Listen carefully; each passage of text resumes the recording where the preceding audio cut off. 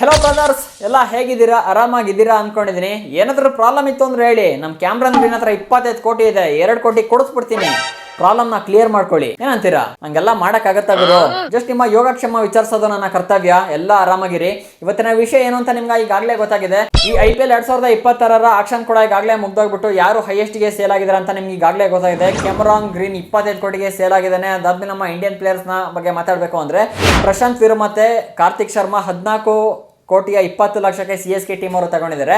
ಇದೆಲ್ಲ ಗೊತ್ತು ಬಿಡುಗರು ಅಂತ ನೀವು ಹೇಳ್ತಾ ಇರ್ಬೋದು. ಸೊ ಆದ್ರೂ ಕೂಡ ನೀವು ಇನ್ನೊಂದು ಸರ್ಚ್ ಮಾಡ್ತಾ ಇರ್ತಾರೆ. ಏನಂದ್ರೆ ಇಷ್ಟು ಅಮೌಂಟ್ ಅಂದ್ರೆ ಈಗ 25 ಕೋಟಿ ಕ್ಯಾಮ್ರಾನ್ ಗ್ರೀನ್ಗೆ ಸಿಕ್ಕಿದೆಯಲ್ಲ, ಅಷ್ಟು ಅಮೌಂಟ್ ಕೂಡ ಅವ್ನ ಅಕೌಂಟ್ಗೆ ಡೈರೆಕ್ಟ್ ಆಗಿ ಕ್ರೆಡಿಟ್ ಆಗುತ್ತಾ? ಇದರಲ್ಲಿ ಎಷ್ಟು ಅಮೌಂಟ್ ಒಂದು ಕೈಗೆ ಸೇರುತ್ತೆ?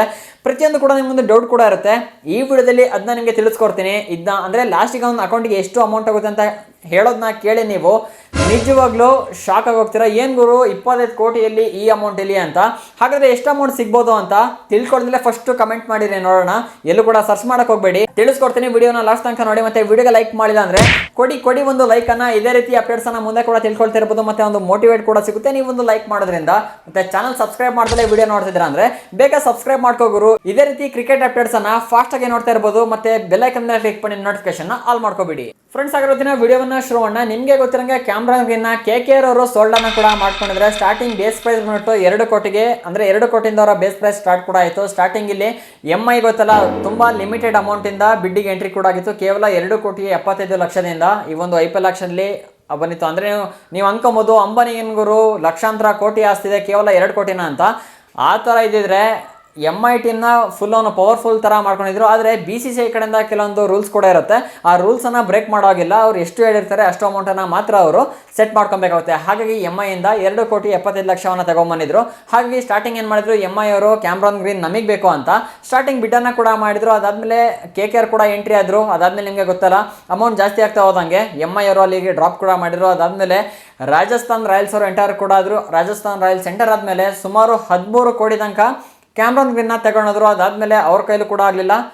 ರಾಜಸ್ಥಾನ್ ರಾಯಲ್ಸ್ ಅವರು ಹಾಗೆ ಡ್ರಾಪ್ ಔಟ್ ಕೂಡ ಆದ್ರು. ಅದಾದ್ಮೇಲೆ ಚೆನ್ನೈ ಫೈಟ್ ಅನ್ನ ಕೊಡ್ತು KKR ಅವರಿಗೆ. ಅವರು ಕೂಡ ತಗೊಂಡ್ರು ನಮಗೆ ಬೇಕು ಅಂತ. ಲಾಸ್ಟಿಗೆ ಚೆನ್ನೈ ಅವರು ಕೂಡ ಸೋತಾಗ್ಬಿಟ್ಟು KKR ಅವರಿಗೆ ತಾಳ್ರ ಮರ್ಯ ಹೋಗ್ಲಿ ಅತ್ಲೆಗೆ ಅಂತ 25 ಕೋಟಿಗೆ ಸೆಲ್ ಅನ್ನ ಕೂಡ ಮಾಡಿದ್ರು.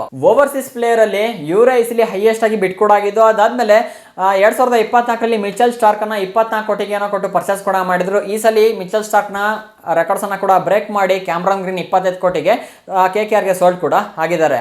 ಮ್ಯಾಟ್ರ್ ಇದಲ್ಲ, ಈಗ 25 ಕೋಟಿಯನ್ನು ಕೋಲ್ಕತ್ತಾದವರು ಕೊಟ್ಟು ಕ್ಯಾಮ್ರಾನ್ ಗ್ರೀನ್ ನ ಪರ್ಚೇಸ್ ಮಾಡಿದ್ರು. ಆದ್ರೆ ಕ್ಯಾಮ್ರಾನ್ ಗ್ರೀನ್ಗೆ ಎಷ್ಟು ಸಿಗುತ್ತೆ ಅಂತ ನೀವು ಕೇಳ್ಬೋದು.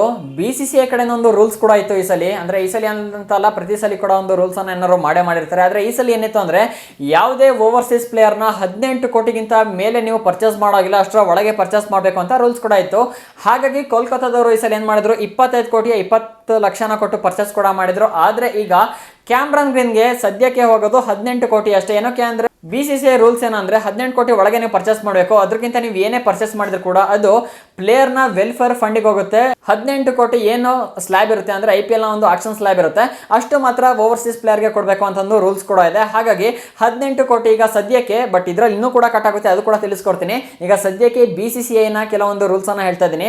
18 ಕೋಟಿ ಈಗ ಕ್ಯಾಮ್ರಾನ್ ಗ್ರೀನ್ಗೆ ಹೋಗುವಂಥದ್ದು. ಅಂದ್ರೆ ಕೋಲ್ಕತ್ತಾದವರು ಇಲ್ಲಿ ಏನು ಮಾಡಬೇಕಾಗುತ್ತೆ ಅಂದರೆ 25 ಕೋಟಿನ ಕೊಡಬೇಕಾಗುತ್ತೆ. 25 ಕೋಟಿಗೆ ಕ್ಯಾಮ್ರಾನ್ ಗ್ರೀನ್ಗೆ ಕೊಟ್ಟರು ಅಂದರೆ ಕ್ಯಾಮ್ರಾನ್ ಗ್ರೀನ್ ಮತ್ತೆ ಅದರಲ್ಲಿ 18 ಕೋಟಿ ಇಟ್ಕೊಂಡು ಉಳಿದಿದ್ದು ಏನು ಅಮೌಂಟ್ ಇರ್ತಲ್ಲ ಅದನ್ನ BCCI ನ ಪ್ಲೇಯರ್ ವೆಲ್ಫೇರ್ ಫಂಡಿಗೆ ಕೊಡಬೇಕಾಗುತ್ತೆ. ಇದು BCCI ನ ಅಪ್ಡೇಟ್ ಕೂಡ ಆಗಿದೆ, ಮತ್ತೆ ರೂಲ್ಸ್ ಕೂಡ ಆಗಿರುವಂಥದ್ದು. ಇದಾದ್ಮೇಲೆ ಕೇವಲ ಇಷ್ಟೇ ಅಲ್ಲ, ವೆಲ್ಫೇರ್ ಫಂಡಿಗೆ ಏನಕ್ಕೆ ಹೋಗುತ್ತೆ ಅಂದ್ರೆ ಈಗ ನೆಕ್ಸ್ಟ್ ಕ್ರಿಕೆಟ್ ಲೈಫ್ ಇಂದ ಯಾರಾದ್ರೂ ನಿವೃತ್ತಿ ಆದ್ರು ಅಂದ್ರೆ ರಿಟೈರ್ಮೆಂಟ್ ತಗೊಂಡ್ಮೇಲೆ ಅವರಿಗೆ ಇನ್ಶೂರೆನ್ಸ್ ಇರ್ಬೋದು, ಅವರ ಕೆಲವೊಂದು ಅಂದ್ರೆ ಮಂತ್ಲಿ ಅಂತ ಇಷ್ಟು ಕೊಡ್ತಾ ಇರ್ತಾರೆ ಅನ್ಸುತ್ತೆ. ಹಾಗಾಗಿ ವೆಲ್ಫೇರ್ ಫಂಡಿಗೆ ಹೋಗುತ್ತೆ. ಅದಾದ್ಮೇಲೆ ಕೆಲವೊಂದ್ ಕಡೆ ಹೊಸ ಕ್ರಿಕೆಟರ್ಸ್ ಗಳಿಗೆ BCCI ಕಡೆಯಿಂದ ಹೆಲ್ಪ್ ಕೂಡ ಮಾಡ್ತಾರೆ, ಅದು ಇಲ್ಲಿ ವೆಲ್ಫೇರ್ ಫಂಡ್ ಇಂದ ಹೋಗುವಂಥದ್ದು. ಅದಾದ್ಮೇಲೆ ಇಷ್ಟೇ ಅಲ್ಲ, 18 ಕೋಟಿಲಿ ಈ ಕ್ಯಾಮ್ರಾನ್ ಗ್ರೀನಿಗೆ ಇನ್ನೂ ಕೂಡ ಕಟ್ ಆಗುತ್ತೆ. ಏನಂದ್ರೆ ನಮ್ಮ ಇಂಡಿಯಾದಲ್ಲಿ ನಿಮ್ಗೆ ಗೊತ್ತಿರಂಗೆ ದೊಡ್ಡ ಟ್ಯಾಕ್ಸ್ ನ ಸ್ಲ್ಯಾಬ್ ಕೂಡ ಇರುವಂಥದ್ದು. ಅಂದ್ರೆ ಇಲ್ಲಿ TDS ಕೂಡ ಕಟ್ ಆಗುವಂಥದ್ದು. ಸುಮಾರು 4 ರಿಂದ 5 ಕೋಟಿ TDS ನಮ್ಮ ಇಂಡಿಯಾ ಗೌರ್ಮೆಂಟ್ಗೆ ಕೂಡ ಹೋಗುತ್ತೆ. ಅದಾದ್ಮೇಲೆ 18 ಕೋಟಿಲಿ ಇನ್ನು ಉಳಿಯೋದೆ 13 ರಿಂದ 14 ಕೋಟಿ ಕ್ಯಾಮ್ರಾನ್ ಗ್ರೀನ್ಗೆ ಉಳಿಯುತ್ತೆ. ಬಟ್ ಇನ್ನೂ ಕೂಡ ಕಟ್ ಆಗುತ್ತೆ. ನೀವು ಅದನ್ನೇ ಹೇಳಿದ್ನಲ್ಲ, ಏನ್ ಗುರು 25 ಕೋಟಿಯಲ್ಲಿ ಈ ಅಮೌಂಟ್ ಇಲ್ಲಿ ಅಂತ. ಸೊ ಲಾಸ್ಟ್ ತನಕ ನೋಡಿ, ನಮ್ಮ ಇಂಡಿಯನ್ ಗೌರ್ಮೆಂಟ್ ಇಲ್ಲಿ 5 ಕೋಟಿ ಅಮೌಂಟ್ ಅನ್ನು ಕೂಡ ತಗೊಳುತ್ತೆ TDS ರೂಪದಲ್ಲಿ. ಅದಾದ್ಮೇಲೆ ಮತ್ತೆ ಆಸ್ಟ್ರೇಲಿಯಾದಲ್ಲೂ ಕೂಡ ಅಷ್ಟೇ ಟ್ಯಾಕ್ಸ್ ಅನ್ನ ಪೇ ಮಾಡಬೇಕಾಗುತ್ತೆ. ಆಸ್ಟ್ರೇಲಿಯಾ ಕೂಡ ಅಷ್ಟೇ ಒಂದು 2-3 ಕೋಟಿ ಅಮೌಂಟ್ ಎಕ್ಸ್ಟ್ರಾ ಕೂಡ ಕೊಡಬೇಕಾಗುತ್ತೆ. ಫೈನಲ್ ಆಗಿ ಕ್ಯಾಮ್ರನ್ ಗ್ರೀನ್ ಅಕೌಂಟ್ಗೆ ಎಷ್ಟಾಗುತ್ತೆ ಅಂದ್ರೆ 9-12 ಕೋಟಿ ಅಷ್ಟೇ ಕ್ರೆಡಿಟ್ ಆಗೋದು. ಅದ್ ಬಿಟ್ರೆ ಸುಮಾರು ಒಂದು 13-14 ಕೋಟಿ ಟ್ಯಾಕ್ಸ್ ಅಂತಾನೆ ಕಟ್ ಆಗ್ಬಿಡುತ್ತೆ ಇಲ್ಲಿಂದ ಆಸ್ಟ್ರೇಲಿಯಾಕ್ಕೆ ಅಮೌಂಟ್ ಆಗೋಷ್ಟಿಗೆ. ಶಾಕ್ ಆಯ್ತು ತಾನೆ? ಸೊ 25 ಕೋಟಿಯಲ್ಲಿ 12-13 ಕೋಟಿ ಎಲ್ಲಿಗುರು ಎಷ್ಟು ಅಮೌಂಟ್ ಕಟ್ ಆಗುತ್ತೆ ನೋಡಿ, ಟ್ಯಾಕ್ಸ್ ಟ್ಯಾಕ್ಸ್ ಟ್ಯಾಕ್ಸ್ ಅಂತ. ಅದಾದ್ಮೇಲೆ BCCI ಬೇರೆ ತಗೊಳುತ್ತೆ, ಇಂಡಿಯನ್ ಗೌರ್ಮೆಂಟ್ ಬೇರೆ ತಗೊಳುತ್ತೆ, ಆಸ್ಟ್ರೇಲಿಯಾ ಗೌರ್ಮೆಂಟ್ ಬೇರೆ ತಗೊಳುತ್ತೆ. ಎಲ್ಲ ತಗೊಂಡು ಅವ್ರ ಅಕೌಂಟಿಗೆ ಹೋಗೋದೆ 12-13 ಕೋಟಿ ಅಷ್ಟೇ. ಅದಾದ್ಮೇಲೆ ನೀವು ಕೇಳ್ಬೋದು ಇಂಡಿಯನ್ ಪ್ಲೇಯರ್ಸ್ಗೆ ರೂಲ್ಸ್ ಅಪ್ಲೈ ಆಗಲ್ವಾ ಅಂತ. ಇಂಡಿಯನ್ ಪ್ಲೇಯರ್ಸ್ಗೆ ರೂಲ್ಸ್ ಅಂದರೆ BCCI ರೂಲ್ಸ್ ಅಪ್ಲೈ ಆಗೋದಿಲ್ಲ, ಬಟ್ ಇಂಡಿಯನ್ ಗೌರ್ಮೆಂಟ್ಗೆ TDS ಅನ್ನೋರು ಪೇ ಮಾಡಬೇಕಾಗುತ್ತೆ. ಅದೆಷ್ಟು ಸ್ಲ್ಯಾಬ್ ಇರುತ್ತೆ ಅದ್ರ ಮೇಲೆ ಅವರು TDS ಅನ್ನ ಪೇ ಮಾಡಿಬಿಟ್ಟು ಅವರ ಉಳಿದಿದ್ದ ಅಮೌಂಟ್ ಅವರ ಅಕೌಂಟಿಗೆ ನೇರವಾಗಿ ಕ್ರೆಡಿಟ್ ಆಗುವಂಥದ್ದು. ಅಂದರೆ ಓವರ್ಸೀಸ್ ಪ್ಲೇಯರ್ ಯಾರ್ಯಾರು 18 ಕೋಟಿಗಿಂತ ಮೇಲೆ ಸೋಲ್ಡ್ ಆಗಿದ್ದಾರೆ ಅವರಿಗೆಲ್ಲ ಕೂಡ 18 ಕೋಟಿ ಅಷ್ಟೇ ಅಮೌಂಟ್ ಸಿಗೋದು. ಅದರಲ್ಲೂ ಕೂಡ ಟ್ಯಾಕ್ಸ್ ಎಲ್ಲ ಕಟ್ಟಾಕ್ಬಿಟ್ಟು ಇನ್ನೂ ಕಡಿಮೆ ಸಿಗುತ್ತೆ. ಬಟ್ 18 ಕೋಟಿ ಒಳಗೆ ಸೋಲ್ಡ್ ಆಗಿರೋ ಓವರ್ಸೀಸ್ ಪ್ಲೇಯರ್ಗೆ BCCI ಈ ರೂಲ್ ಅಪ್ಲೈ ಆಗೋದಿಲ್ಲ, ಅಂದ್ರೆ IPL ನ ಆಕ್ಷನ್ ಸ್ಲ್ಯಾಬ್ ಅಪ್ಲೈ ಆಗೋದಿಲ್ಲ. ಬಟ್ ಇಂಡಿಯನ್ ಗೌರ್ಮೆಂಟ್ಗೆ ಅವರು ಟ್ಯಾಕ್ಸ್ ಅನ್ನ ಕೊಡಬೇಕಾಗುತ್ತೆ. ಅದಾದ್ಮೇಲೆ ಅವ್ರು ಯಾವ ದೇಶ ಆ ದೇಶದಲ್ಲೂ ಕೂಡ ಟ್ಯಾಕ್ಸೇಷನ್ ರೂಲ್ಸ್ ಇತ್ತು ಅಂದರೆ ಆ ದೇಶ ಕೂಡ ಟ್ಯಾಕ್ಸನ್ನು ಪೇ ಮಾಡಿಬಿಟ್ಟು ಉಳಿದ ಅಮೌಂಟ್ ಅವ್ರ ಅಕೌಂಟಿಗೆ ಕ್ರೆಡಿಟ್ ಆಗುತ್ತೆ. ಸೊ ಇನ್ಫಾರ್ಮೇಷನ್ ತುಂಬ ಕಡೆ ಸರ್ಚ್ ಕೂಡ ಮಾಡ್ತೀರಾ.